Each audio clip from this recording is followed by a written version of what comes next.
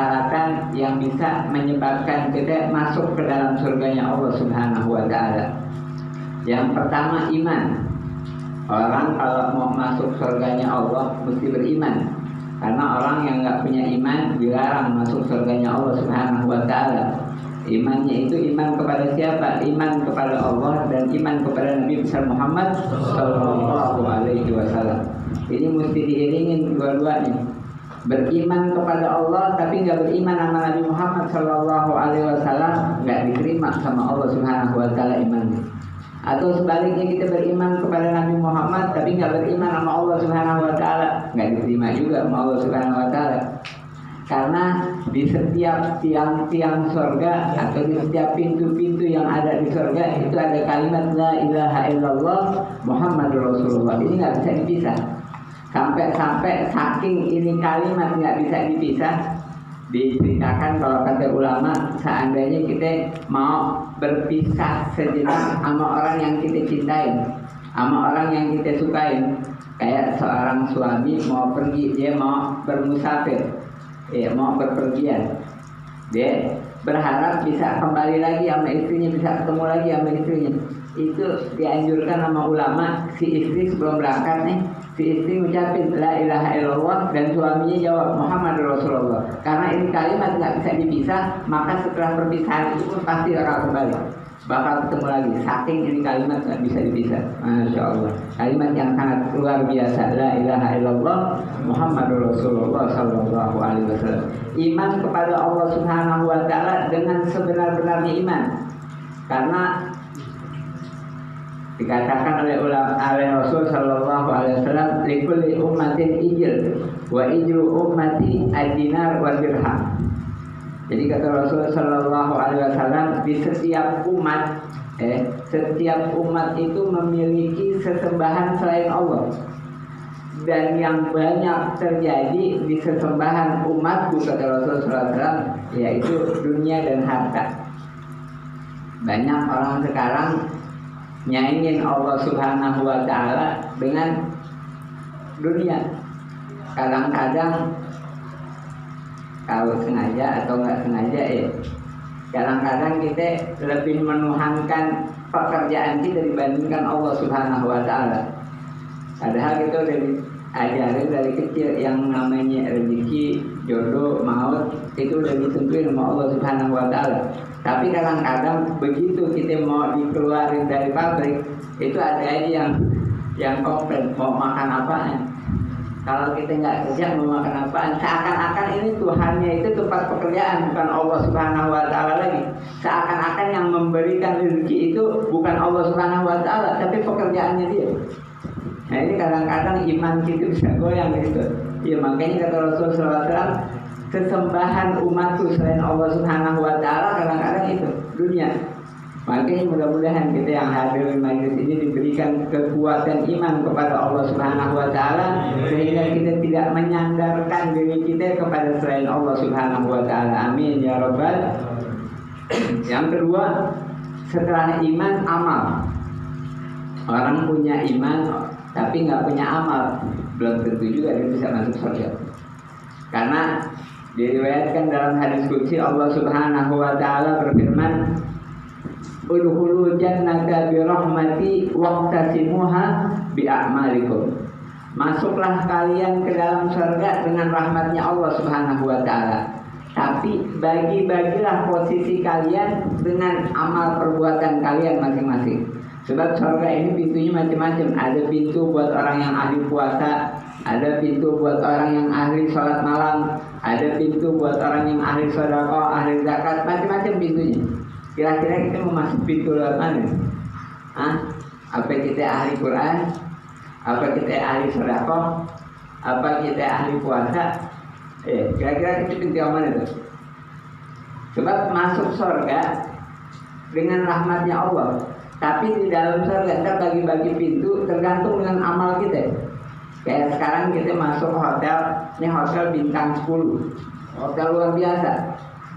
Cuman kita nggak booking kamar, kira-kira gimana? Enak kan? Enak. Masuk di dalam hotel mewah, nggak booking kamar, gimana? Ngampar akhirnya tidur. Kan nggak enak, benar nggak? Iya. Jadi tetap walaupun masuk surga dengan rahmat Allah Subhanahu wa taala, tetap juga kita perlu ibadah. Apalagi kita yang sering hadir-hadir di majelis taklim, ya.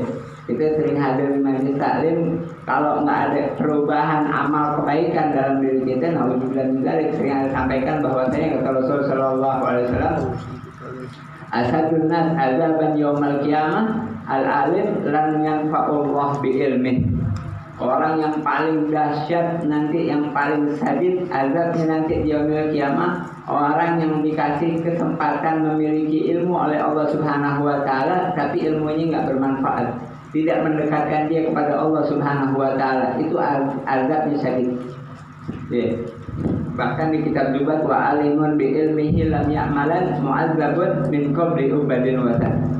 Dalam kitab Jubat dikatakan orang yang berilmu tapi tidak mengamalkan dengan ilmunya, maka dia diazab sama Allah Subhanahu wa taala sebelum Allah Subhanahu wa taala mengazab penyembah berhala.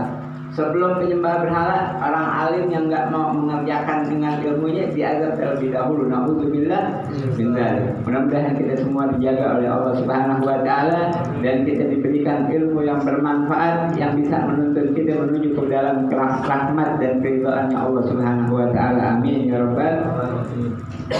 Dan yang ketiga, yang pertama tadi iman, yang kedua amal, yang ketiga takwa.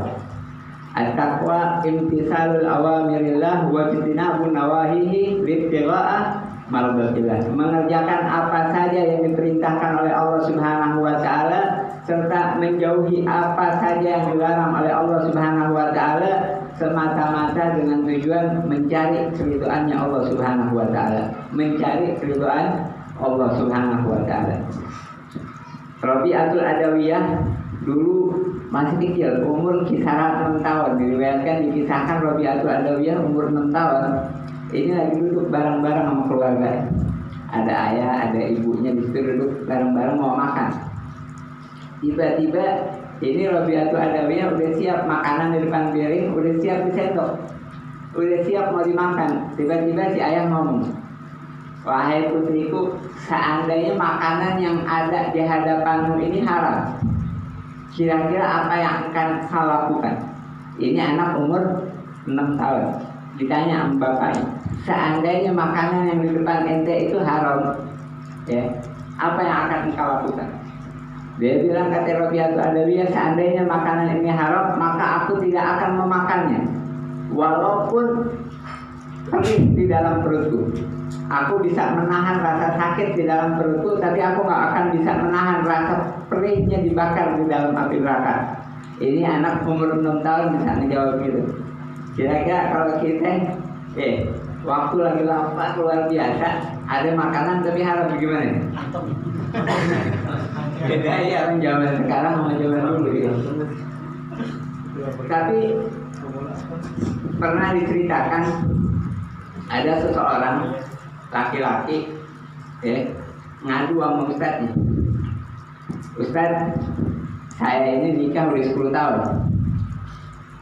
Subhanallah, dulu itu saya cintanya luar biasa sama istri saya. Sampai-sampai seakan-akan itu nggak ada perempuan yang secantik istri saya. Tapi subhanallah sekarang setelah saya nikah 10 tahun, itu seakan-akan semua wanita cantik kecuali istri saya. Setelah dia nikah 10 tahun, kehidupannya jadi susah. Sama istrinya sendiri dia nggak demen. Serumah tapi nggak demen, bagaimana coba kira-kira? Suppoknya luar biasa, bener gak? Kalau jauh-jauhan, ya gak, kita nggak demen, masih penting bisa menghindar. Lah ini serumah nggak demen, kan penyiksaan yang sangat luar biasa itu. Dia ngadu sama ustadznya begitu. Ditanya sama ustadznya, apa setelah 10 tahun ini ada perubahan sama istri ente? Apakah tadinya istrinya langsing gitu, sekarang langseng? Apa dulunya cantik, sekarang nggak pernah ngerawat diri lagi? Atau penghormatannya berubah? Dia bilang nggak ada yang berubah. Istri saya tetap perhatian kepada saya, istri saya tetap baik kepada saya, dan istri saya ini orang yang senang merawat diri. Dia nggak ada perubahan dalam penampilannya. Lah terus kenapa bisa seperti ini wahai guruku? Dia nanya sama gurunya, bingung. Akhirnya subhanallah ditanya sama gurunya, apa ente ini apa ya? Senang ngelihat perempuan yang bukan muhrim, maksudnya senang gitu ngelihat orang perempuan di luar yang enggak halal. Apa ente senang suka melihat perempuan yang enggak halal? Dia bilang, iya Ustaz, emang belakangan ini saya begitu. Kalau di jalan itu matanya agak nakal dikit-dikit. Kalau di dalam tempat kerja matanya agak nakal. Akhirnya dikasih tahu singkat cerita, kata Ustaz, ketika seseorang itu terbiasa dengan hal yang haram, maka sama Allah Subhanahu wa Ta'ala nggak dikasih girah lagi untuk hal yang halal.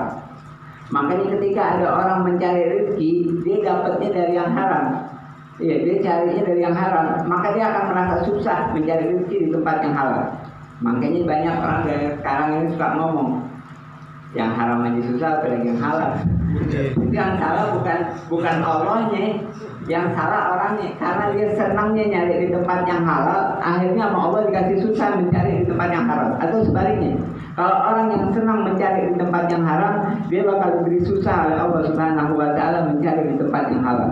Makanya ketika kita benar-benar pengen mendekatkan diri kepada Allah, benar-benar bertakwa kepada Allah Subhanahu wa Ta'ala, jauhi hal-hal yang haram, maka niscaya Allah Subhanahu wa Ta'ala akan mendekatkan kita kepada hal-hal yang halal. Tergantung dari dirinya sendiri. Anda pernah kasih contoh di sini ya. Seandainya karena rezeki yang namanya rezeki itu semua dari tentuin sama Allah Subhanahu wa Ta'ala. Ya, seandainya di sini ditaruhin rezeki ente di tengah-tengah di depan tiang, duit 100.000, rezekinya kita segitu. Itu tergantung gimana cara kita ngambilnya. Ente mau bobo kaca, lompat, robos, ya, yang diambil berapa? 100.000. Ente mau gali lubang dari sana kayak apa marmut gitu, tembus di sini, yang diambil berapa? 100.000. Ente mau assalamualaikum pelan-pelan buka kunci, yang diambil berapa? 100.000. Tetap 100.000. Tergantung dari bagaimana cara kita ngambilnya, karena semuanya udah ditentukan oleh Allah Subhanahu wa Ta'ala. Jadi yang ketiga, kunci kita untuk masuk ke dalam surganya Allah Subhanahu wa Ta'ala, bertakwa kepada Allah Subhanahu wa Ta'ala dengan sebenar-benarnya takwa. Amal perbuatan kita nggak ada maksud tujuan lain terkecuali satu, ridhaan Allah Subhanahu wa Ta'ala. Apa yang kita jauhkan dari hal-hal yang dilarang oleh Allah Subhanahu wa Ta'ala, nggak ada maksud lain terkecuali mencari ridhaan Allah Subhanahu wa Ta'ala. Yang terakhir, cinta. Tiket terakhir kita buat masuk surga, dari mulai iman, amal, takwa, dan yang terakhir yang keempat, cinta. Cinta ini bagian sangat luar biasa. Sampai kata Rasul Sallallahu Alaihi Wasallam, likulli shay'in asas wa asasuddin al-mahabbah. Segala sesuatu memiliki fondasi, dan fondasi agama ini adalah rasa cinta. Baik cinta kepada Allah Subhanahu wa Ta'ala, cinta kepada Nabi Muhammad Sallallahu Alaihi Wasallam, dan cinta terhadap hamba-hambanya Allah Subhanahu wa Ta'ala. Karena rasa cinta ini yang nanti bisa melahirkan ketakwaan, bisa melahirkan keimanan, sehingga kita bisa beramal dengan ikhlas. Itu tiga-tiganya dapat tuh kita dengan cinta kepada Allah Subhanahu wa Ta'ala. Saking cinta kita kepada Allah Subhanahu wa Ta'ala, maka kita pasti, kalau udah cinta pasti iman. Dan dari cinta itu tersebut, maka kita akan timbul rasa takwa. Apa itu takwa tadi? Tadi yang dijelasin, mengerjakan segala sesuatu dan meninggalkan segala sesuatu dengan tujuan mencari keridhaan Allah Subhanahu wa Ta'ala. Karena besarnya rasa cinta kita kepada Allah Subhanahu wa Ta'ala, maka ketika kita beramal, yang tadi itu amal, amal kita semuanya itu tujuannya cuma apa? Mencari balasan dari zat yang kita cintai. Itu doang. Mencari balasan keridhaan dari zat yang kita cintai. Kalau kita benar-benar cinta kepada Allah Subhanahu wa Ta'ala, dan cinta kepada Nabi Muhammad Sallallahu Alaihi Wasallam, cinta kepada Nabi Muhammad Sallallahu Alaihi Wasallam ini sangat-sangat penting, ya kan? Sebab sering ada sampaikan juga bahwa saya sampai sekarang kita masih bisa ketawa walaupun banyak dosa karena kita umat Nabi Muhammad SAW. Sampai sekarang kita masih bisa tenang hidup kita walaupun dosa kita numpuk karena kita umat Nabi Muhammad SAW. Karena kita umatnya Nabi Muhammad walaupun kita banyak dosa masih banyak diberi kesempatan oleh Allah Subhanahu Wa Taala untuk kita bertobat kepada Allah Subhanahu Wa Taala. Dikasih kesempatan terus sama Allah Taala. Diulur kita. Umat zaman dulu ketika dia ingkar langsung diturunin azab sama Allah Subhanahu Wa Taala, dikasih binasa semuanya kecuali yang beriman. Kalau zaman sekarang diturunin azab begitu, habis itu nggak sisa, nggak ada sisanya. Ada contohnya juga kalau umat dulu zaman dulu ketika dia berbuat dosa di pintunya ditulisin fulan bin fulan berbuat dosa ini dan hukumannya seperti ini. Kalau zaman sekarang ditulisin begitu juga nggak muat pintunya, saking banyak dosa kita, benar gak? Itulah karena kita umatnya Nabi Muhammad SAW, maka banyak nikmat-nikmat, anugerah-anugerah yang Allah Subhanahu Wa Taala berikan buat kita semua. Sampai-sampai cara tobatnya kita umat Nabi Muhammad SAW lebih gampang dibandingkan tobatnya umat-umat terdahulu. Fatubu ila barikum faktulu anfusakum. Tobatlah kalian terhadap Tuhan kalian dengan cara membunuh diri kalian. Umat zaman dulu tobatnya begitu, bunuh diri. Kira-kira kalau kita suruh tobat bunuh diri, mau tobat gak? Mau tobat gak? Lalu kita mau tobat suruh tobatnya cara bunuh diri. Tapi kita umat Nabi Muhammad SAW diberikan kemudahan oleh Allah Subhanahu Wa Taala. Mau tobat bangun tengah malam, gelar sejadah, janji sama Allah Subhanahu Wa Taala nggak mau melakukan dosa yang sama, sholat taubat diterima, taubat kita dihapuskan semua dosa-dosa kita sama Allah Subhanahu Wa Taala. Dengan karena kita umat Nabi Muhammad SAW. Makanya jangan bosan-bosan walaupun kita sering berbuat dosa, jangan bosan-bosan terus taubat. Jadi yang namanya taubat itu kayak orang apa? Kayak orang mandi. Pernah mandi kan? Hah? Pernah gak? Kadang-kadang. Ini kita badan kita kotor. Badan kita kotor nih, bau keringat, bau deh. Kita mandi. Habis mandi, terus kita main lagi nih. Kotor lagi badan kita, mandi lagi gak? Mandi lagi. Jangan bosan-bosan. Setiap kotor ya mandi lagi, kotor ya mandi lagi. Begitu juga kita, dosa kita banyak nih. Taubat, minta ampun sama Allah Subhanahu Wa Taala. Ternyata besok melakukan dosa lagi, taubat lagi. Atau kayak rumah kita kotor nih, kita sapu, kita bersih. Sampah sampai kita keluar. Habis kita sapu, besoknya kotor lagi. Kira-kira kita nyesel gak tuh nyapu? Ya enggak. Atau kira-kira sampah yang kemarin yang udah di luar kira-kira balik lagi gak? Enggak. Begitu juga ketika kita tobat sama Allah Subhanahu Wa Taala yang udah diampuni nama Allah Subhanahu Wa Taala, Allah Subhanahu Wa Taala udah ngelupain. Nggak bakal itu dosa yang dulu yang udah kita tobatin nggak bakal balik lagi. Kayak seperti sampah yang udah keluar nggak bakal balik lagi itu sampah. Makanya kita jangan bosan-bosan terus kotor bersihin lagi terus tobat kepada Allah Subhanahu Wa Taala. Jadi cinta kepada Allah, cinta kepada Rasul Sallallahu Alaihi Wasallam dan cinta terhadap sesama Muslim. Kata Rasul Sallallahu Alaihi Wasallam, "Innamal muslimuna kal jasadin wahid." Sesungguhnya orang Muslim ini seperti satu anggota tubuh. Kaki dan tangan, badan meriang semuanya, benar kan? Begitu seharusnya orang Muslim. Makanya kalau sekarang ini agak susah itu.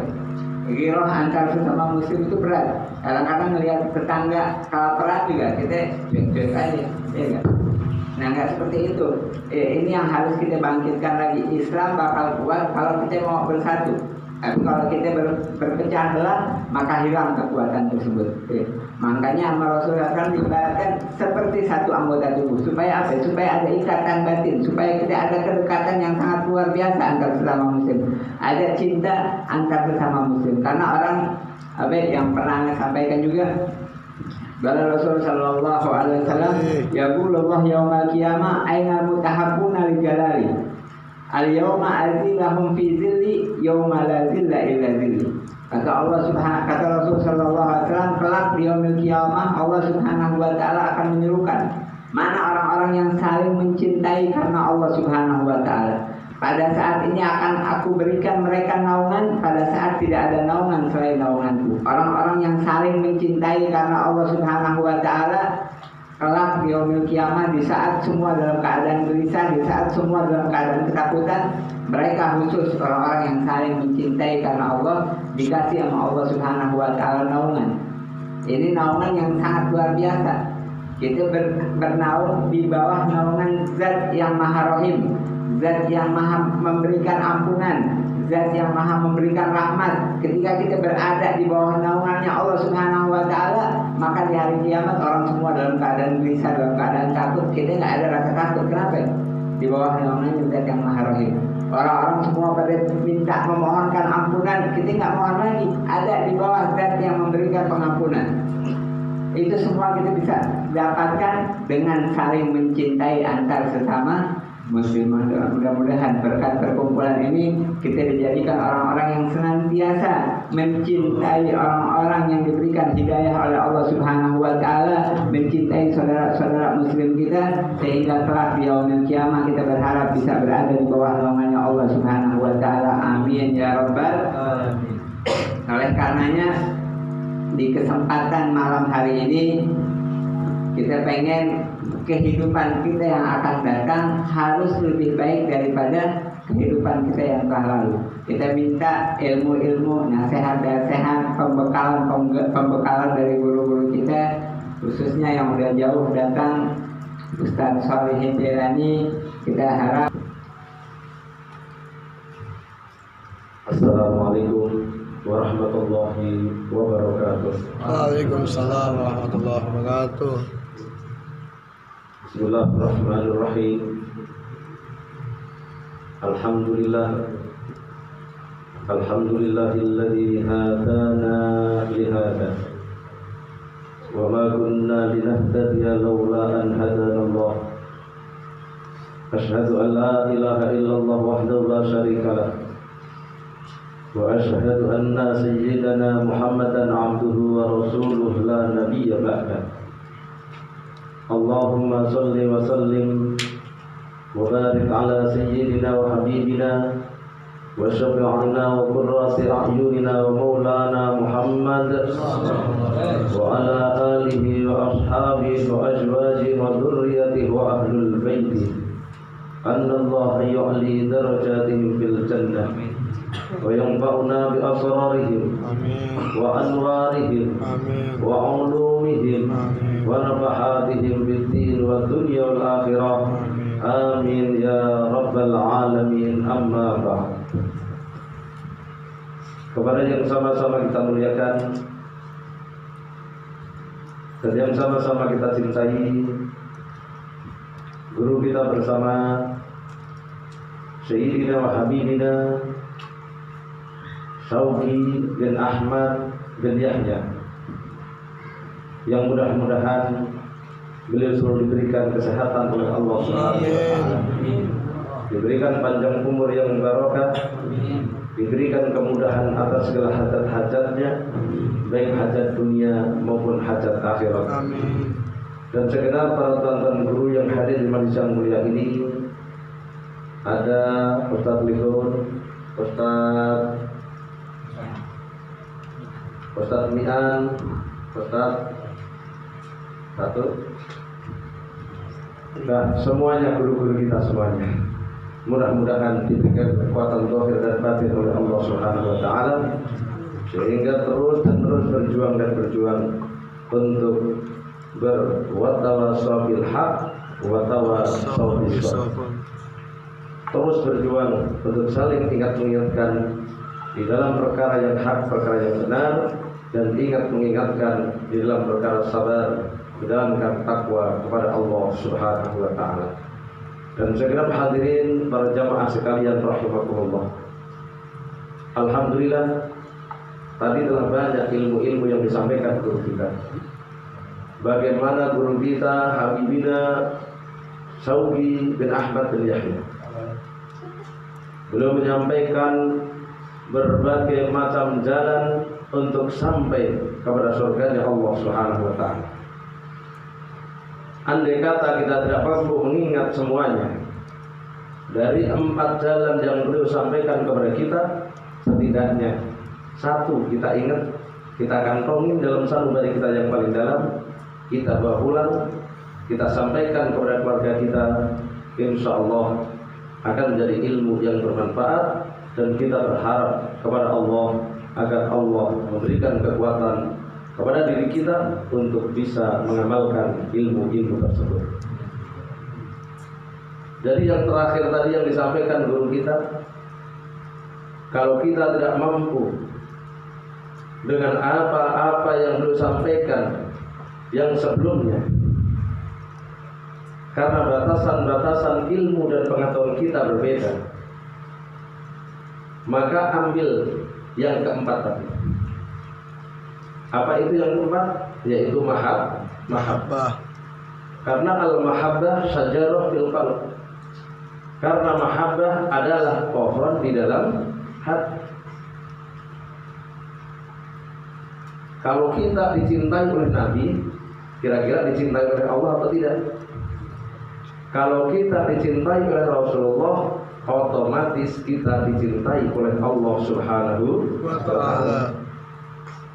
Kalau kita dicintai oleh Allah Subhanahu wa ta'ala, apakah kira-kira Allah akan menyiksa kita di kehidupan yang panjang, kehidupan yang tiada akhirnya, yakni kehidupan akhirat? Insya Allah tidak. Karena Allah cinta. Mengharap kecintaan Allah, berharaplah melalui gerbang kecintaan Rasulullah. Maka malam ini kita merupakan hamba-hamba Allah dan umat-umat Rasulullah yang dipilih oleh Allah. Dihadapkan dengan hujan yang sampai saat ini belum berhenti, di jalan-jalan banjir, di jalan kita basah kuyup, walaupun sampai sini kering lagi.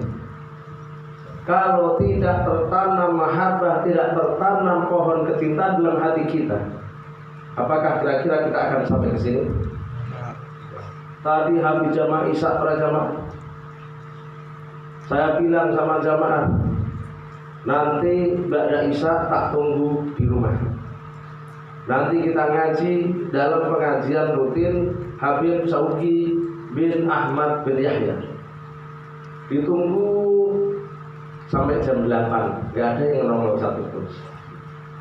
Sampai ditunggu setengah 9, gak ada yang nongol.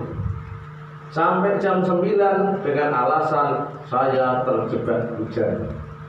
Akhirnya jam 9:15 saya keluar sendiri, nyetir sendiri. Makanya balas WA juga saya minggir dulu tadi, minggir dulu parkir baru balas. Betapa beratnya kalau tidak tertanam mahabbah dalam sanubari kita yang paling dalam kepada majlis-majlis seperti ini, terlebih-lebih di majlis seperti ini, kita akan mendapatkan dua sekaligus. Yang pertama, zikrullah itu sudah pasti. Yang berikutnya kita bersama-sama memandangkan puji-pujian